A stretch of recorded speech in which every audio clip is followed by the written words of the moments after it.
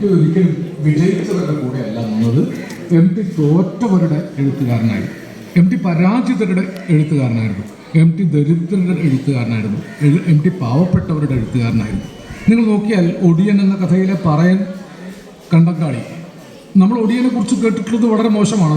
അയാൾ ആളുകളെ കൊല്ലും അല്ലെ. ഒടിയനെ കുറിച്ച് വളരെ വളരെ മോശമായിട്ടാണ് അന്നും ഇന്നും ആളുകൾ പറയുന്നത്. ഒടിയൻ എന്ന സിനിമ വന്നിട്ട് അതിന് വലിയ മാറ്റമൊന്നും ഉണ്ടായിട്ടില്ല. പക്ഷെ നിങ്ങൾ ഒടിയൻ എന്ന കഥ വായിച്ചാൽ ആ ഒടിയൻ എന്ന പാവം മനുഷ്യനോട് എന്തൊരു പാവം മനുഷ്യനാണ്, വെറുതെ കൊലയാളിയായും ഭീകരനായും ചിത്രീകരിക്കപ്പെട്ട, ജാതിയിൽ താഴ്ന്നവരായതുകൊണ്ട് മാത്രം അപഹസിക്കപ്പെട്ട ആ പറയാൻ കണ്ടങ്കാളി ഇന്നലെ തമ്പുരാൻ ഒരുപാട് തച്ച് തമ്പുരാട്ടിയുടെ കയ്യിൽ കോയമ്പുണ്ടോ ഇത്തിരിയും ചോദിച്ചു വന്ന് നിൽക്കുന്ന ആ ഒടിയനെ കാണുമ്പോൾ നമുക്ക് ആ ഒടിയനോട് അത്രമേൽ സ്നേഹവും ഇഷ്ടവും സഹഭാവവും തോന്നും. ഇപ്പം എം ടി ഏതൊരാളെ എഴുതിയാലും, മന്ത്രവാദി യരോമൻ നായരായാലും, അതിലെ ഏറ്റവും താഴെത്തട്ടിലുള്ള എത്രയോ കഥാപാത്രങ്ങളുണ്ട്. ഭീമൻ രണ്ടാമൂഴത്തിൽ ഘടോത്കചൻ കൊല ചെയ്യപ്പെട്ടു.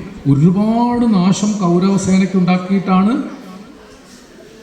ഈ അർജുനനെ കൊല്ലാൻ വേണ്ടി കർണൻ കാത്തു സൂക്ഷിച്ചിരുന്ന ഏകപുരുഷ ഖാദിനി എന്ന പേര് ഘടോത്കചന് വേണ്ടി ഉപയോഗിക്കേണ്ടി വന്നു. കാരണം അമ്മാതിരി നാശനഷ്ടമാണ് വരുത്തിയത്.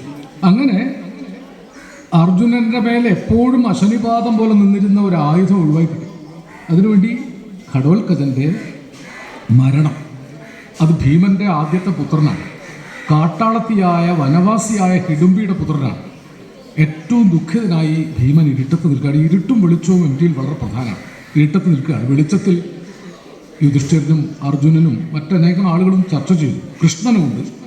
അവർക്ക് ദുഃഖിതരാണ്. ഘടോത്കചൻ, ഇത്രയേറെ വീരനായൊരു കുട്ടി ഘടോത്കചൻ മരിച്ചില്ലേ? അപ്പോൾ കൃഷ്ണൻ പറയും, ഇപ്പോൾ സങ്കടപ്പെടുകയല്ല, സന്തോഷിക്കുകയാണ് വേണ്ടത്. ഇന്നല്ലെങ്കിൽ നാളെ കൊല്ലേണ്ടി വരും. കാട്ടാളനാണ്, അവനെ കൊല്ലേണ്ടി വരും. ഇങ്ങനെ മരിച്ചത് നന്നായി എന്ന് കരുതുക. നാളെ രാജ്യാവകാശം പറഞ്ഞവൻ വന്നാൽ ആ കാട്ടാളനെ കൊല്ലേണ്ടി വരും.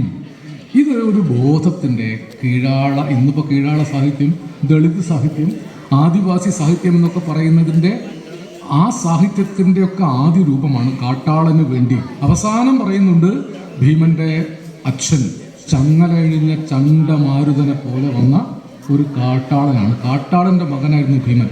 അതിപ്പോഴാണെങ്കിൽ കുറേയും കൂടെ കുഴപ്പമുണ്ടാവും. അന്ന് എന്തുകൊണ്ട് അത്ര കുഴപ്പമുണ്ടായില്ല. ഈ കീഴാള പക്ഷത്തു നിന്നും സ്ത്രീകളുടെ പക്ഷത്തു നിന്നും ഇന്ത്യൻ സാഹിത്യത്തിലെ ഏറ്റവും ശക്തിയുള്ള രണ്ട് സ്ത്രീ കഥാപാത്രങ്ങൾ, ഒന്ന് ഉറൂബിൻ്റെ രാജ്യമ്മയും മറ്റൊന്ന് എം ടിയുടെ കുട്ടിയെടുത്തിയാണ്. കുട്ടിയെടുത്തി തൻ്റെടിയായ സ്ത്രീയാണ്. ചൊവ്വായപ്പെട്ട ധനം മച്ചിലുണ്ട് എന്ന് കവടി നിരത്തി പണിക്കർ പറഞ്ഞത് കേട്ട് ആ ധനമെടുക്കാൻ മച്ച് ഒറ്റയ്ക്ക് കൈക്കോട്ട് കൊണ്ട് കിളച്ച ആണുങ്ങളെക്കാൾ ധൈര്യവും തൻ്റെടവുമുള്ള പെണ്ണാണ്.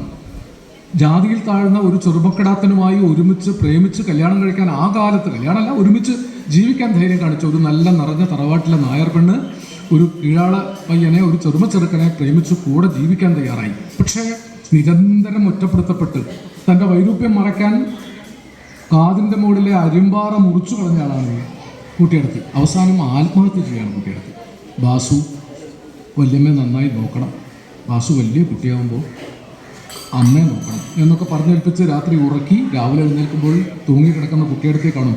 അവർ ജീവിച്ച കഥാപാത്രമാണ് കാത് മുറിച്ച മീനാക്ഷി എടുത്തി എന്ന് പറഞ്ഞാൽ എം ടിക്ക് മുമ്പ് കൂടല്ലൂരിൽ ജീവിച്ച ഒരാളാണ് ഈ കുട്ടിയെടുത്തിയായത്. പക്ഷെ അവിടെ നോക്കുക, ഇത്രയൊക്കെ തൻ്റെ ഇടമുണ്ടായിരുന്ന, കരുത്തുണ്ടായിരുന്ന ഒരു സ്ത്രീ അക്കാലത്തെ സാമൂഹ്യ പരിസ്ഥിതിക്ക് മുമ്പിൽ തോറ്റുപോകുന്നു.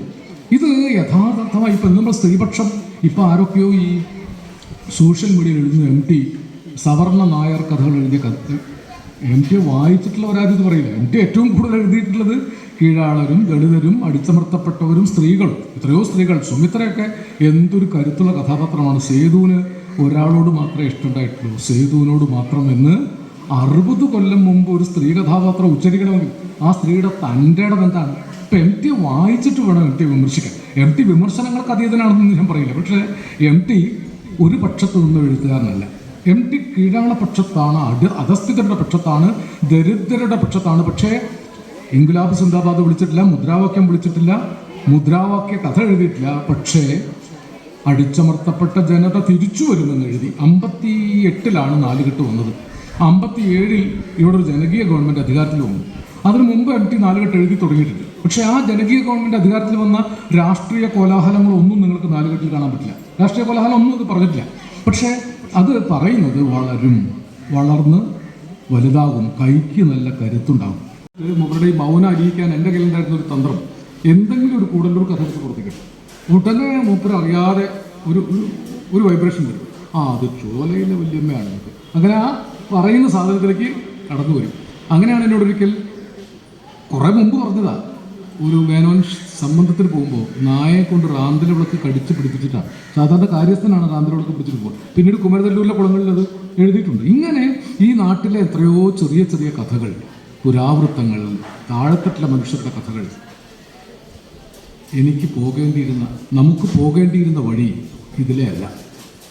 7 നാഴിക വളഞ്ഞു ചുറ്റി ഇതിലേ വന്നത് ഞാൻ ഇവിടെ നിന്നാണ് പുറപ്പെട്ടത് എന്ന് എന്നെ അറിയിക്കാനാണ്. ഈ പുഴയെ കണ്ടുകൊണ്ട് ഈ വഴി കടന്നു പോകുന്നു. ഇതിൻ്റെ അപ്പുറത്താണ് ചാത്താനശ്ശേരി പറങ്ങോടൻ കളിച്ച് നടന്ന താലപ്പൊലിപ്പാലം. അതിനപ്പുറം സുന്ദരിയുടെ കൂടെ നടന്ന മേച്ചിൽപ്പുറം, പിന്നെ എൻ്റെ താന്നിക്കുന്ന്, അതെ ബാല്യം, അതേ കണ്ണാന്തളി പൂക്കൾ.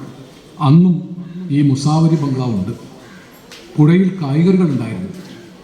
പാലത്തിൻ്റെ ചുവട്ടിൽ കുളിച്ചു വരുമ്പോൾ ഒരു കുമ്മട്ടിക്കായ അറുത്തെടുക്കുന്ന വിരലുകൾ ചാത്തുനായരുടേത്, കാവൽ നിൽക്കുന്ന കണ്ണുകൾ എൻ്റേത്. നാഴിയരിയും ഒരു കുമ്മട്ടിക്കായയും കൊണ്ട് 5 പേർ അത്താഴപ്പഷ്ണി കൂടാതെ കഴിഞ്ഞ ഒരു കാലമുണ്ടായിരുന്നു. കാവൽ കിടക്കുന്ന ചാത്തുനായർക്കും അതിലൊരു പങ്കുണ്ട്. ഇതൊരു കഥയുടെ ഭാഗം. ഇങ്ങനെ കഥ വേണമെങ്കിൽ എനിക്ക് മുഴുവൻ പറയാം. ഇത് ചാത്തുനായരും ഈ നാഴിയരിയും ഒരു കുമ്മട്ടിക്കായയും കൊണ്ട് അത്താഴപ്പഷ്ണി കൂടാതെ കിടന്ന ഗ്രാമീണരും ജീവിച്ച നാട്ടിൽ നിന്ന് പോയ ആളാണ് എനിക്ക്. ഈ ദാരിദ്ര്യവും കഷ്ടപ്പാടും അവഗണനയും ഒക്കെയാണ് അദ്ദേഹം സമ്പാദ്യമായിട്ട് കൊണ്ടുപോയത്. അതാണ് ലോകത്തിന് കൊടുത്തത്. മഞ്ഞിലെ വിമലയെ പോലെ അവർ കാത്തിരുന്നു, വരും എന്ന് വിചാരിക്കുന്നു. ഇപ്പോഴും ഞാനും വിചാരിക്കുന്നു. നമ്മുടെ താന്നിക്കുന്നത്തെ പുല്ലുകളെപ്പോലെ, പറക്കുളം വെച്ചിൽപ്പുറത്തെ കണ്ണാന്തളിപ്പൂക്കളെപ്പോലെ, കൂമാൻതോടും കൈതക്കാടും പോലെ, വടക്കും മുറിയും തെക്കും മുറിയും കിഴക്കും മുറിയും പോലെ, ആര്യമ്പാടത്തെ കൂത്ത് കാണാൻ പോയ പഴയ കാലം പോലെ MTയുടെ കാലം വീണ്ടും വരാതിരിക്കില്ല. അത് നമുക്കൊരു പ്രത്യാശയാണ്. MT നമുക്ക് പ്രത്യാശ തരും. MT ഓർക്കുമ്പോൾ എനിക്ക് അറിയാവുന്ന ഒരാളെ എനിക്ക് നേരിട്ടറിയാം. MTയെ വായിച്ച ആത്മഹത്യയിൽ നിന്ന് രക്ഷപ്പെട്ട ഒരാളെ എനിക്ക് നേരിട്ടറിയാം. ഞാൻ സാക്ഷി പറയുന്നതാണ്. MTയെ വായിച്ചതുകൊണ്ട് മാത്രം ആത്മഹത്യ വേണ്ടെന്ന് വെച്ചാൽ അദ്ദേഹം പിന്നെ രക്ഷപ്പെട്ടു, നല്ല നിലയിലായി. പക്ഷെ നിങ്ങളും അദ്ദേഹത്തെ അറിയാം. അദ്ദേഹം സ്ഥലത്ത് ഏറ്റു പറഞ്ഞിട്ട് എനിക്ക് നേരിട്ട് അറിയാവുന്ന ഒരാൾ. MTയെ വായിച്ച ആത്മഹത്യ ചെയ്യാതിരുന്ന കുറേ ആളിനെ എനിക്കറിയാം. മരിക്കാൻ തോന്നുമ്പോൾ MTയെ വായിച്ചാൽ മതി, വരാതിരിക്കില്ല എന്ന് പ്രത്യാശ വരും. രോഗഗ്രസ്തരായ പലരും, മാനസിക പ്രശ്നമുള്ള പലരും, ഒറ്റപ്പെട്ടു പോയ പലരും, ഏകാഗ്രികളായ പലരും രോഗം വരാതിരിക്കാൻ MT വായിക്കാറുണ്ട്. മെർച്ചൻസ് നേവിയിൽ ജോലി ചെയ്യുന്ന എൻ്റെ ഒരു സ്നേഹിതൻ, ആളുടെ പേര് ഞാൻ പറയുന്നില്ല, എനിക്ക് എടുത്തൊരാളാണ്. 40ഓളം കൊല്ലം മെർച്ചൻസ് നേവിയിൽ മരിക്കാതെ കടലിൽ ചാടാതെ ജീവിച്ചത്, എല്ലാ പീഡനവും സഹിച്ചത് മഞ്ഞ് എന്ന പുസ്തകം വേദപുസ്തകം പോലെ വായിച്ചിട്ടാണ്. എനിക്ക് ആ മഞ്ഞ് കാണിച്ചു തന്നു. മറിച്ച് മഞ്ഞ നിറമായി പല ഭാഗത്തും അക്ഷരം മാഞ്ഞു പോയിരിക്കും. അപ്പോൾ അയാളുടെ കയ്യിൽ വേറെ വേദപുസ്തകമൊന്നുമില്ല. അയാളുടെ കയ്യിൽ മരിക്കാതിരിക്കാനും മാനസിക തകർച്ച വരാതിരിക്കാനും ഉണ്ടായിരുന്ന വേദപുസ്തകം മഞ്ഞ എന്ന നോവലാണ്. ഇങ്ങനെ അധികം എഴുത്തുകാരൊന്നും ലോക സാഹിത്യത്തിലുണ്ടായിട്ടില്ല. നമ്മുടെ നാട്ടുകാരനായതുകൊണ്ട് നമ്മൾ ഭംഗിവാക്ക് പറയുന്നില്ല.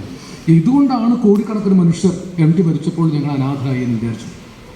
കലയുടെയും സംസ്കാരത്തിൻ്റെയും സാഹിത്യത്തിൻ്റെയും വംശവൃക്ഷം വീണുപോയി എന്ന് വിചാരിച്ചത് മറന്നുപോകും. പക്ഷെ എഴുത്തുകാരൻ സൃഷ്ടിച്ച മനുഷ്യനെ മറക്കില്ല. വ്യാസന്റെ കാലത്ത് ജീവിച്ചിരുന്നുവോ എന്നറിയാത്ത ആളുകളാണ് അർജുനനും ഭീമനും യുധിഷ്ഠിരനും ഒക്കെ. അന്ന് ജീവിച്ച ആളുകളെയൊന്നും നമുക്കറിയില്ല, പക്ഷേ അദ്ദേഹം സൃഷ്ടിച്ച ആളുകളെ നമുക്കറിയാം. സീതയെയും രാമനെയും നമുക്കറിയാം. കാലാന്തരത്തിൽ രാഷ്ട്രീയത്തിൽ വരെ അവർ വലിയ സ്വാധീനം ചെലുത്തുന്നു. അപ്പോൾ എഴുത്തുകാർ സൃഷ്ടിക്കുന്ന കഥാപാത്രങ്ങൾ അമരന്മാരായിരിക്കും. MT തൻ്റെ ഗ്രാമത്തെക്കുറിച്ച് പറഞ്ഞത് ഇത് അമരന്മാരുടെ നാടാണ്. ഇപ്പോൾ കൂടല്ലൂരിൻ്റെ ഭാഗമായിട്ട് നമുക്ക് യജ്ഞേശ്വരനോട് കൂട്ടിയെടുക്കാം, മേഴത്തൂരും കൂട്ടിയെടുക്കാം. MTയുടെ ഭൂമിശാസ്ത്രം നിളാതീരം മുഴുവനാണ്. ഞാൻ പറഞ്ഞ് കാട് കയറുന്നില്ല. MT ഈ നാടിനെ സ്നേഹിച്ചു. MT തന്നെ പറഞ്ഞു, തളരുമ്പോൾ സ്വന്തം മണ്ണിനെ കെട്ടിപ്പുണർന്ന് കിടന്ന് ഊർജം സംഭരിക്കുന്ന ട്രോജൻ പടയാളിയെപ്പോലെ തളരുമ്പോഴൊക്കെ ഞാൻ കൂടല്ലൂരിലേക്ക് വന്നിട്ടുണ്ട്. അതാണ് നമ്മളൊരു പക്ഷേ സിനിമ പട്ടുള്ളത് എത്രയോ ആവർത്തിച്ചു. കരയുന്നോ പുഴ ചിരിക്കുന്നോ, കരയുന്നോ പുഴ ചിരിക്കുന്നോ, കണ്ണീരുമൊലിപ്പിച്ച് കൈവഴികൾ പിരിയുമ്പോൾ കരയുന്നോ പുഴ ചിരിക്കുന്നോ, കരയുന്നോ പുഴ ചിരിക്കുന്നു. മുറപ്പണ്ണിൽ നമ്മുടെ പുഴ അഭിനയിച്ചതാണ്. ആ പുഴ അതിൽ നന്നായി അഭിനയിച്ചിട്ടുണ്ട്. പുഴയിലെ പ്രേംനസീർ അഭിനയിച്ചതിനേക്കാൾ ആ രംഗത്ത് നന്നായി അഭിനയിച്ചിട്ടുള്ളത് പുഴയാണ്. മറക്കുവാൻ പറയാൻ എന്തെളുപ്പം, മണ്ണിൽ പിറക്കാതിരിക്കലാണ് അതിലെളുപ്പം.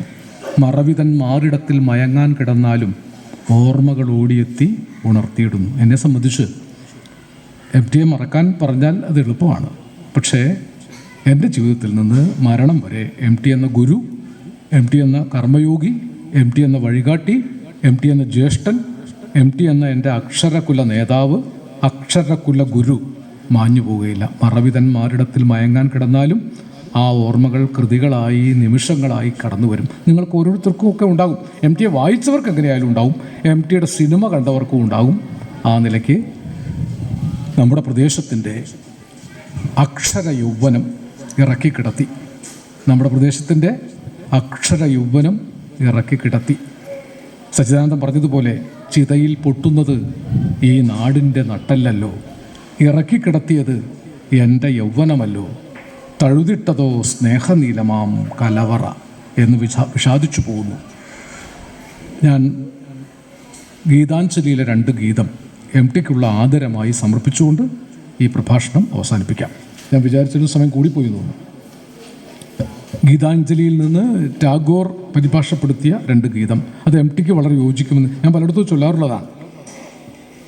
പൂർണ്ണമായില്ലെങ്കിലും ഈ ജീവിതത്തിൻ്റെ പൂജയൊന്നും വ്യർത്ഥമായില്ല എന്നറിവൂ ഞാൻ. പൂർണ്ണമായില്ലെങ്കിലും ഈ ജീവിതത്തിൻ്റെ ആ പൂജയൊന്നും വ്യർത്ഥമായില്ലെന്നറിവൂ ഞാൻ. പൂവിരിയും മുമ്പു തന്നെ പൂഴിയിൽ വീണാകിലും പുഴകൾ മരുവിൽ പുക്കൊഴുക്കൊഴുക്കുവറ്റിമാഞ്ഞാലും അവ മുഴുവൻ വ്യർത്ഥമായില്ലെന്നറിവൂ ഞാൻ, എന്നറിവൂ ഞാൻ. ജീവിതത്തിൻ പിന്നിലിട്ട് പോന്നതൊന്നുമൊന്നുമേ വിഫലം ആയിപ്പോയില്ലെന്നറിവൂ ഞാൻ. എൻ വിപഞ്ചി തന്ത്രികളിൽ മീട്ടുകയാണൊക്കെയും നിന്നനാഹതമാം അനാഗതകാല സംഗീതം. ഒന്നും വ്യർത്ഥമായില്ലെന്നറിവൂ ഞാൻ, എന്നറിവൂ ഞാൻ. ജീവിതത്തിൻ പിന്നിലിട്ട് പോന്നതൊന്നുമൊന്നുമേ വിഫലമായി പോയില്ല എന്നറിവൂ ഞാൻ. 91 വയസ്സിനുള്ളിൽ MT എഴുതിയതൊന്നും വിഫലമായിട്ടില്ല, MT ചെയ്തതൊന്നും വിഫലമായിട്ടില്ല. ഭാഷയ്ക്ക് വേണ്ടി തുഞ്ചൻ പറമ്പിൽ MT 3.5 പതിറ്റാണ്ട് ചെയ്ത സേവനമാണ് ഭാഷയെ ജീവിപ്പിച്ചത്. ഒന്നും വിഫലമാകാത്ത, ചെയ്തതൊക്കെ പൊന്നാക്കിയ, ഇനി ഒരിക്കലും അങ്ങനെ ഒരു പ്രതിഭ ഉണ്ടാവാൻ സാധ്യതയില്ലാത്ത വിധത്തിൽ സമാനതകളും പിന്തുടർച്ചകളുമില്ലാത്ത MT എന്ന യുഗം അസ്തമിച്ചിരിക്കുന്നു. സംസ്കാരത്തിൻ്റെ വംശവൃക്ഷം സൂനിരിക്കുന്നു. അനാഥരാവാതിരിക്കാൻ നമ്മൾ അദ്ദേഹം നിർത്തിയിടത്ത് നിന്ന് തുടങ്ങുക എന്ന് മാത്രം പറഞ്ഞുകൊണ്ട് എൻ്റെ വാക്കുകൾ അവസാനിപ്പിക്കും.